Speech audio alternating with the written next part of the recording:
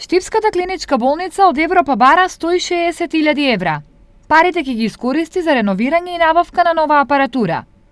За таа цел, болницата во соработка со Бугарија, преку Центарот за развој на регионот, аплицираше за 2 проекти преку ИПА програмата за прекогранична соработка. Едниот проект се работи за реконструкција на инфективното оделение. Тоа е проект тежок од прилика 140.000 евра, кој се надеваме дека ќе го добиеме, и таа зграда која што ќе остане надвор од објектот на новата клиничка болница која што се гради, да ја реновираме и да биде како што треба. Според плановите, невролошкото оделение ќе се пресели во објектот на новата клиничка болница, а целата постоечка зграда ќе биде оддел за инфективни болести. Вториот проект пак е наменен за физикалната терапија.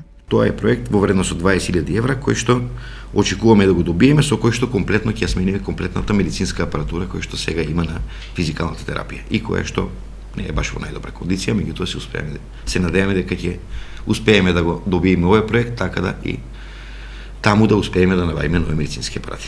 Дали проектите се поминати ќе се знае за околу 2 месеци, кога се очекуваат резултатите од повикот за прекогранична соработка.